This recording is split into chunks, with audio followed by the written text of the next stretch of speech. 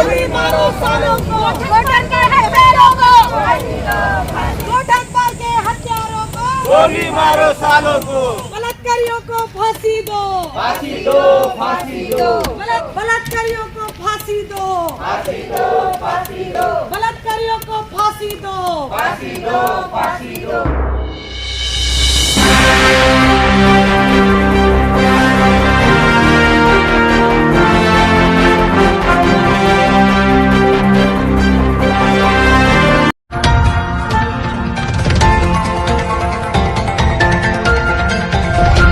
जिस तरह देश में नारा चलता है बेटी बचाओ बेटी पढ़ाओ, तो क्या बेटियां सुरक्षित है इस देश के अंदर?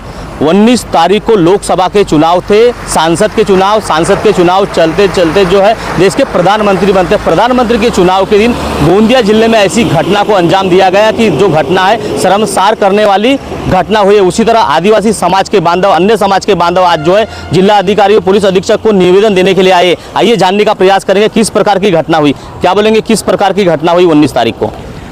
19 तारखेला या देशात इतकी भयानक घटना झाली, पुरा देश शर्मेने मान वाकलेली आहे। असा अमानुष कृत्य एका 12 वर्षीय अल्पवयीन मुलीवर होत आहे। आज सरकार म्हणत आहे की मुली वाचवा देश वाचवा। आज का देश वाचवणं, आजच्या या समाजाचा अर्धा हिस्सा असलेली महिला मुली आज कुठे आहे तिच्यासाठी सुरक्षा? कुठे ना कुठे शासन प्रशासन आणि पोलीस यंत्रणा कमजोर पडत आहे। आज मुलींच्या सुरक्षतेचा प्रश्न आजही ऐरणीवर आहे। मुलींकडे एका वाचण्याच्या भावनेने बघितलं जात आहे, तरी शासन सुद्धा त्याच्यावर कुठल्याही प्रकारची कठोर कारवाई करण्यात आज 3-3, 4-4 दिवस घेत आहे। ही एक मोठी शोकांतिका आहे। आज 3-4 दिवस होऊन सुद्धा आरोपींना अटक केलेली नाही आहे। तर आज आपल्याला एक महिलांच्या आणि मुलींच्या सुरक्षितेचा प्रश्न तयार झालेला आहे। पोलीस प्रशासनाने या विषयाकडे गांभीर्याने लक्ष द्यावं आणि महिला आणि मुलींच्या सुरक्षितेच्यावर काहीतरी एक कठोर असा पाय उचलून आमच्या या महिलांच्या सुरक्षितेसाठी एखादा उपाय योजना करावी असं सर्वांची मागणी है। माँ बाप क्या शादी में जो बच्चियों को भेजना सही नहीं माना जा रहा है क्या? इस प्रकार के जो अपहरण करके जो इस प्रकार की घटना हो रही, तो क्या बोलेंगे? नहीं, बेटियां कहीं भी महफूज नहीं है ऐसा कहना चाहिए। वो घर में भी नहीं है, गर्भ में भी नहीं है और बाहर भी नहीं है। क्या अगर बेटियां नहीं होती तो ये संसार होता? म्हणजे मुलींच्या एकंदर जे संदर्भात जे समाजाचे जी मानसिकता आहे ती फार विचित्र आहे। जे आजही आमची मुलगी ती गर्भापासून थडग्यापर्यंत ती कुठेही सुरक्षित नाही। प्रत्येक ठिकाणी तिच्यावर टोळधाडीसारखे समाजातले काही लांडगे टपलेले असतात आणि या टपलेल्यामुळे तिला मुलीला म्हणजे आता पूर्वीच्या काळामध्ये 4 भिंतीच्या मुली कैद होत्या। सावित्रीबाई फुले यांच्या प्रयत्नानं ह्या 4 भिंतीतले मुलीचे जे श्वास आहे ते मोकळे झाले, त्या लिहायला लागल्या, वाचायला लागल्या आणि हेच समाजातल्या काही प्रवृत्तीच्या लोकांच्या डोळ्यात खुपायला लागलं आणि त्याच्यामुळे पोरगी कुठं सुरक्षित आहे हा एक प्रश्न आहे। केवळ बेटी बचाओ आणि बेटी पढाओचा नारा देऊन होणार नाही। त्यांच्या सुरक्षिततेसाठी एक कायमस्वरूपी उपाययोजना शासनाला करावं लागेल। विशेष म्हणजे त्या दिवशी 19 तारखेला मतदान होतं आणि सगळीकडे ह्या लोकशाहीच्या उत्सवाचं वातावरण असताना ही घटना झाली। कुठले आमदार खासदार त्या ठिकाणी गेले नाही गेले याबद्दल मला अजून कल्पना नाही, त्याच्यामुळे मी विशेष स्टेटमेंट देऊ शकत नाही। अरे घरोघरी आणि दारोदारी आमचे उमेदवार बाकीच्या गोष्टीसाठी जात असतील, मग त्यावेळेस त्या गावी ही घटना गेल्यानंतर पहिल्यांदा प्रथम दर्शनी जे उमेदवार आहेत त्यांनी त्या ठिकाणी भेट द्यायला पाहिजे होती, परिवाराला सांत्वना द्यायला पाहिजे होती आणि स्वतः SP आणि कलेक्टरला निवेदन देऊन किंवा स्वतः त्यांच्याशी चर्चा करून या घटनेतील आरोपींना तात्काळ पकडावं अशी मागणी करायला पाहिजे होती। फक्त आमची लोकशाही किंवा आमचे उमेदवार इलेक्शनच्या काही मतदानापुरताच सामान्याचा वापर करत असतील तर आता तोही विचार करावा लागेल आम्हाला। मणिपुर में जो घटना हुई थी वो हम लोगों ने सुने थे, पर आज जो है महाराष्ट्र के गोंदिया जिले में इस प्रकार की घटना देख रहे हैं, क्या बोलेंगे इसके ऊपर?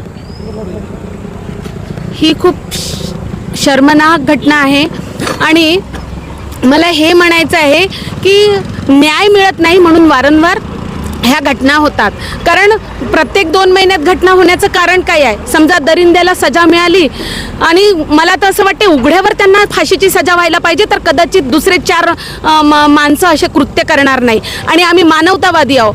आम्ही 75% लोकांमधले आहो म्हणून रस्त्यावर उतरतो. पण मग निर्भया कांड असो, त्या उच्चवर्णीयवर झालं तरी आमच्यासारख्या महिला रस्त्यावर येतात आणि म्हणून आम्ही ह्या न्यायासाठी लढू आणि ह्या जेही कोणी दरिंदे आहेत त्याला फाशीची शिक्षा व्हायलाच पाहिजे असं आम्ही याद्वारे म्हणजे सुचवू इच्छितो. म्हणजे एकंदर कायद्याचा धाकच समाजातून नाहीसा झालाय.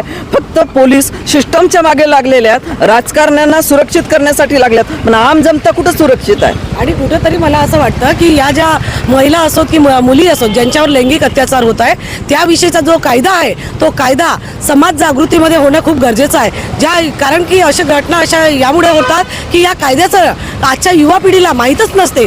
जर या कायद्याचा कुठेतरी धाक जर या युवा पिढीला झालं तर कुठेतरी या घटनांना आळा बसेल आणि कुठे ना कुठे वचक बसेल. 19 तारीख को देश के प्रधानमंत्री का चुनाव था, उस प्रकार की ये घटना जो सामने आ रही है. जन बड़े बड़े वादे कर रहे थे, विकसित भारत होगा, ये हो गया, और महिलाओं पे जो बच्चों पे इस प्रकार का अत्याचार हो रहा है, क्या बोलेंगे? पहली बात तो ये बड़ा दुर्भाग्य है कि महिला कोई भी आदिवासी नहीं होती, महिला महिला होती है, बच्ची बच्ची होती है, चाहे किसी की भी हो. इस 19 तारीख की घटना के बाद आज तक उस चीज़ का शासन तो छोड़ो, पब्लिक में भी अवेयरनेस नहीं होना. बड़े सब ने क्या, मैं ऐसे लोगों से पूछना, आज रास्ते पे हर एक समाज का आदमी होना था, हर समाज की बहना होनी थी, बेटी होनी थी, माँ होना था, क्योंकि ये किसी आदिवासी महिलाओं के साथ नहीं, ये महिला के साथ हुआ है. तो ये तो इस देश की मानसिकता भी है, ये इस देश की मानसिकता है. इस देश की मानसिकता को बदलाव लाना पड़ेगा, नहीं तो ये देश जो है ये वैश्यपन जो है इस देश में, यानी हर टाइप की लूट है. यानी गरीब जो है वो इंसान ही नहीं है, ऐसा हो गया ना ये. अगर अपर कास्ट की, जैसे हमें दीदी ने बताई, निर्भया कांड हो या ऐसी कुछ घटना हो जाती तो पहले मिनट से मीडिया और शहर के लोग मेणबत्ती लेके घूमते हैं. इनकी मेणबत्ती नहीं है क्या? अभी मार्केट से मेणबत्तियाँ खत्म हो गई है, कल तो इनकी बेटी के साथ भी हो सकता है. तो बेटी आदिवासी की नहीं, किसी की नहीं. आज देखो जितने भी कांड हम देख रहे हैं ज़्यादा से ज़्यादा ये गरीब समाज से ही देख रहे हैं. मनीषा वाल्मीकि का कांड हुआ पिछले 2 साल पहले, कौन से किस क्रूरता ये सब कर दिया गया. हाँ, उसका घर जला दिया, उसको जिंदा रात को उसकी लाश जलाई. यानी कौन सा कानून है कि नहीं देश में? यानी कोई कानून नहीं, कोई फीलिंग नहीं, कोई मानवता नहीं, कुछ भी नहीं. तो ये कोई आदिवासी समाज का ही मैं समझता हूँ कि उन पे ही नहीं हुआ है. ये देश की जो भी एक मानसिकता रखते हैं, मानवीय सोच रखते हैं, उन पे आघात है. और लोगों ने ऐसी घटना पे जात पात धर्म नहीं देखना चाहिए और अपनी बेटी अपनी बहन समझ के लोगों ने रास्ते पे आना चाहिए. और जब लोग रास्ते पे आएंगे तो कहीं ना कहीं शासन प्रशासन हिलेगा. तो ऐसी घटनाओं को एक पहली घटना ना समझ के, एक घटना ना समझ के, तो इसको कहीं ना कहीं अगर लोग इनिशिएटिव लेंगे तो ऐसी घटनाओं पे, आने वाली घटनाओं पे जो है वो कहीं ना कहीं ऐसी घटनाओं पे पाबंदी लगेगी, कहीं ना कहीं रोक लगेगी, ऐसा मेरा मानना है. अदर राज्य में कुछ घटना होती तो यहाँ गोंदिया जिले में प्रदर्शन किया जाता है, मोमबत्ती जलाया जाता है. पिछले कुछ दिन पूर्व जी बिहार में भी कुछ घटना हुई थी तो यहाँ पे प्रदर्शन किया गया था, मोमबत्ती जलाया था. पर ये गोंदिया जिले में घटना हुई है तो समाज संगठन है, निवेदन आप लोग के अलावा कोई दे नहीं रहे, क्या बोलेंगे इसके लिए? क्या है? मैंने वही बताया कि महिला किसी जाति की नहीं होती. तो इस देश में एक जाति रूपी जो जहर लोगों में बैठा है वो उसके अंदर का इंसान खत्म करता है. ऐसे लोग इंसान की श्रेणी में नहीं आते जो किसी इस टाइप की 12 साल की बच्ची पर इस टाइप की घटना, या और अपन देखते हैं कितनी सारी देश में आए दिन घटना होती है तो उस पर पर्टिकुलर समाज के लोग ही जो जाते हैं पर्टिकुलर. लेकिन जब ये घटना किसी अपर कास्ट की बहन बेटी के साथ होती है तो ये भी समाज पहले जाता है. तो ये भेदभाव नहीं करता. तो नीच कौन है? जो मानवतावाद सोचता है. इसलिए मानवतावाद जो है, ये जो छोटा समाज भी है वो अपने आप को मानवतावादी समझता है. इसलिए ऐसी अपर कास्ट की भी किसी बहन बेटी के साथ जब घटना हो जाती है तो वो रास्ते पे आता है, कैंडल लेके आता है, आंदोलन में आता है. और जब गरीब समाज के साथ होती है तो ये नहीं आते. तो ये मानसिकता का असर है. ये मानसिक बदलाव अगर इस देश को आगे बढ़ाना है तो कहीं ना कहीं मानसिक बदलाव लाना पड़ेगा, तभी होगा. नहीं तो ये धर्म की लड़ाई जो है ये क्या, ये अधर्म नहीं है. धर्म की लड़ाई मुझे क्या, धर्म की लड़ाई, धर्म का मतलब है मानवता. अगर आपके अंदर मानवता नहीं तो कौन से धर्म से क्या लेना देना? सबकी दुकान अलग अलग है धर्म नाम की. सबसे बड़ा बाबा साहब अम्बेडकर ने कहा कि दुनिया में 2 ही जाति है और एक ही धर्म है, स्त्री पुरुष, और एक ही धर्म मानवता। तो मानवता तो जानवर में भी देखी जाती है। हम देखते हैं कि कुत्ती भी बिल्ली के बच्चे को दूध पिला रही। ये कैसे इंसान है, ये कैसे धर्म के लोग हैं जो ये छोटा और बड़ा करके ये ऐसी घटनाओं को भी जातिवाद का रंग देते? तो ऐसे लोगों का धिक्कार है। और इस कार्रवाई पे अगर मान के चलो, अगर इसका आने वाले जल्द से जल्द अगर इसकी कुछ नहीं तो इसका बड़ा रूप आएगा, एक बहुत बड़े लेवल पे ये सब चीज़ जाएगा। इसलिए शासन को मेरा आपके माध्यम से कहना है कि इसमें आरोपी को जल्दी से जल्द पकड़ा जाए और इस केस की जो है फास्ट ट्रैक जो कोर्ट में इसको जितना जल्दी करे उतना अच्छा है। और ऐसा उनको सज़ा मिलनी चाहिए कि आने वाले समय में ऐसे सोचने वालों को भी जो है ये सोचना बंद कर दे। बस यही कहना है। क्या बोलेंगे? पुलिस डिपार्टमेंट ने ये पहल करना चाहिए कि जितने भी पुरुष मंडली थी वहाँ, जितने भी पुरुष लोग थे वहाँ, जो उस बारात में फिर इधर के रहे कि उधर के रहे, सबका वीर्य परीक्षण होना चाहिए। क्योंकि उसके साथ अगर बलात्कार हुआ है तो जिसने ये गलत काम किया उससे मैच होगा तो आरोपी जल्दी पकड़ा जाएंगे। दूसरा, उन्होंने लड़की को इसलिए मारे कि अगर लड़की जिंदा बचती है तो आरोपी की शिनाख्त हो जाएंगे, हम पकड़ा जाएंगे, इसलिए उसको ही ख़त्म कर दो। और लेकिन वो ख़त्म करने से ये पुरावे ख़त्म नहीं होंगे, वो पकड़ा जाएंगे। अगर ऐसे इस माध्यम से अगर पुलिस डिपार्टमेंट ने शुरुआत की, सभी इधर के उधर के बाराती कौन थे, लड़के, जितने लड़के थे, जितने आदमी लोग थे, तो अगर परीक्षण करती है तो जल्द से जल्द आरोपी पकड़ा जाते हैं। इस प्रकार की जो घटना हुई इसके लिए शासन प्रशासन क्या गुहार लगाएंगे? जल्दी आरोपी पकड़े जाए और इस प्रकार की जो घटनाएं ना हो इसके लिए शासन प्रशासन क्या गुहार लगाएंगे? देखिए सर, मैं वहाँ का ग्राम पंचायत मेहताखेड़ा का उप सरपंच हूँ। मेरा नाम है कान्हा ब्रिजलाल कुंजाम। वो मेरे ग्राम पंचायत हद में आता है, वो गोटान पार। मेरा गांव पावरझोला, गोटान पार से 2-4 किलोमीटर के दूरी पे है वो गांव। वहाँ पे जो शादियाँ थी 19 तारीख के, उस दिन चुनाव था। वहाँ पे करीबन 7 से 8 बजे तकरीबन वहाँ पे घटना घटी है और पुलिस पूरा शोध मुहिम में है। मैं भी उनके साथ कल मदद किया और मौत मट्टी करने के बाद आखिरी तक था। मौत मट्टी करते समय फिर इधर आया शादी में।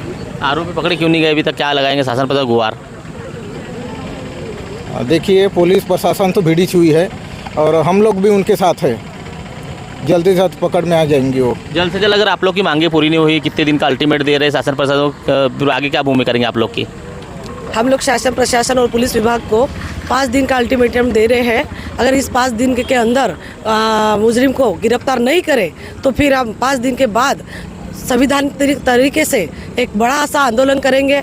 और इस आंदोलन में अगर किसी भी कानून का उल्लंघन होता है तो इसके सर्वस्व जवाबदार शासन प्रशासन और पुलिस विभाग रहेगा। ये मेरी सामाजिक अपील है। इस प्रकार का जो मामला है गोंदिया जिले में सामने आया हुआ है। एक नक्सलग्रस्त आदिवासी बहुमूल्य क्षेत्र में इस प्रकार का मामला जो सामने आया, इन्होंने शासन प्रशासन से गुहार लगाई है जल्द से जल्द इनकी मांगे अगर पूरी नहीं होंगी तो आगे आने वाले दिन में जो बड़ा आंदोलन कर सकते हैं। महेंद्र लारे, न्यूज़ प्रभात मीडिया, गोंदिया।